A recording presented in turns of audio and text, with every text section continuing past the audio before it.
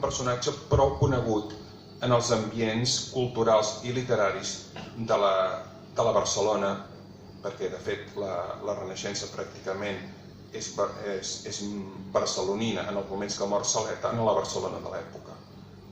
I això contrasta evidentment amb el que avui dia sabem o podem trobar de Saleta. Bé, la meva segona part seria una mica veure què va escriure Saleta. Com ja els he dit abans, la primera cosa d'ell que publiquen és aquesta novel·la curta que es diu Julio. És en castellà i no amaga quin és el model.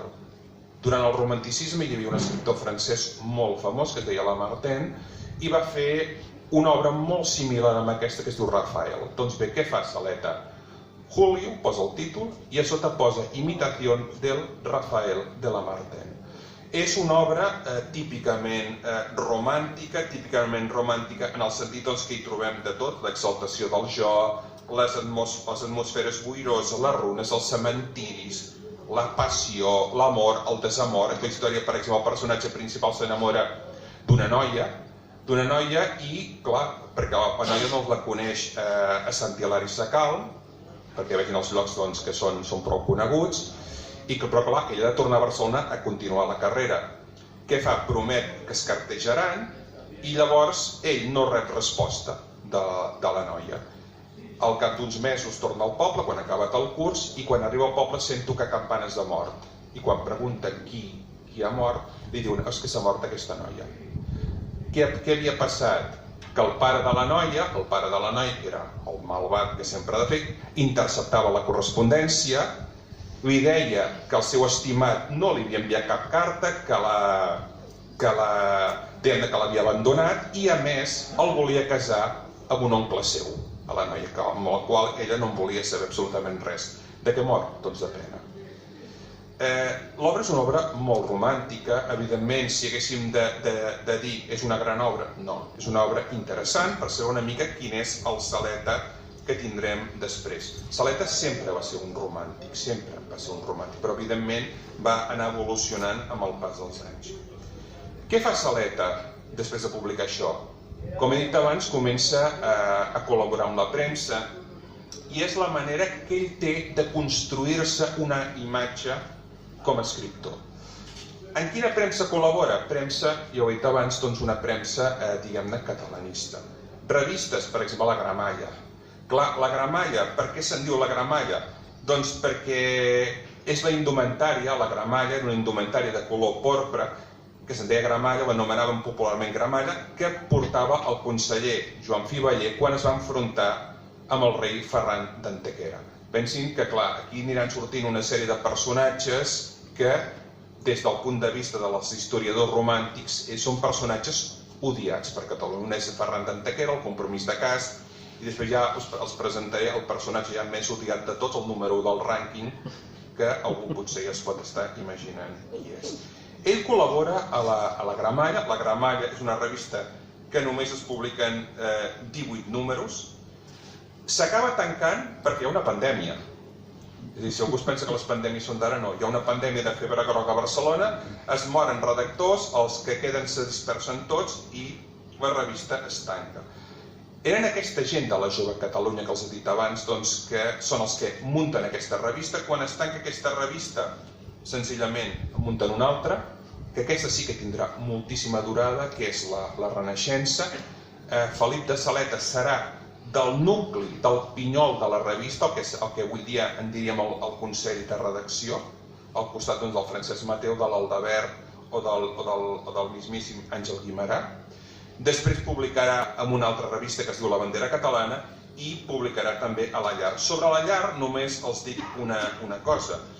Clar, La Llar és una revista, o la idea era una revista per dones. El subtítol de la revista deia Revista dedicada a la instrucció i educació de la dona.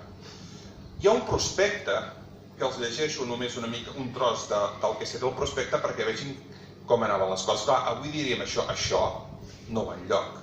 Però clar, situem-nos a l'any 1871 i per tant potser entendríem alguna altra cosa. Diu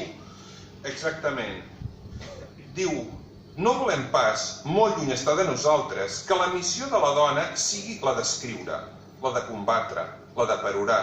No, sa missió és molt més gran. Està damunt de queixes. Sa missió és inspirar el poeta, el filòsof, el soldat, el tribuno, a l'home en una paraula. Perquè si aqueix fa les lleis, la dona fa les costums que engendren les lleis. Clar, quin és l'àmbit d'actuació de la dona? L'àmbit privat, no l'àmbit públic. Això és molt evident. En aquesta revista, una de les coses que defensarà Saleta és que les dones tenen dret a tenir coneixements científics. És a dir, ell considerava que les dones, si escrivien, que escrivissin. Però de ciències no els hi calia saber res, perquè no els era útil. Què fa Saletas? Doncs, per exemple, escriu un article que explica de manera molt senzilla com es formen els brillants, des del carbó fins al brillant o al diamant. Doncs ho explica en un article que ell fa. En aquestes revistes, què hi trobarem? O què hi escriu Saleta? Hi escriu, per un costat, poemes i per l'altre hi escriu articles periodístics. Els poemes que trobem en aquestes revistes són bàsicament de dos tipus. O bé són poemes narratius, per tant poemes que expliquen alguna història, o bé són poemes lírics, per tant poemes que parlen dels seus sentiments. D'aquests poemes lírics jo ara no en parlaré, perquè quan arribi els llibres de poemes, el Guspires o el Fantasies, però sí que m'interessa parlar d'algun poema narratiu. Em posaré dos exemples de poemes narratius. Un és un que porta per títol, escriu un romanç, que se'n diu Castella i Aragó. Quina és la imatge de Castella i Aragó? Castella és una jove vídua i Aragó està solter. I els casen. I al final Aragó acaba descobrint que havent-se casat amb Castella, allò és una desgràcia, i que per tant el millor que podria passar és que potser es tornessin a separar. Què hi ha aquí al darrere? Evidentment, hi ha el compromís de cas i el matrimoni dels reis catòlics, Isabel i Ferran. Perquè vegin per on van els trets. Llegeixo la part final d'aquest poema, és un romanç molt llarg, i diu: si un infidel és estat, jo no diré pas qui és, no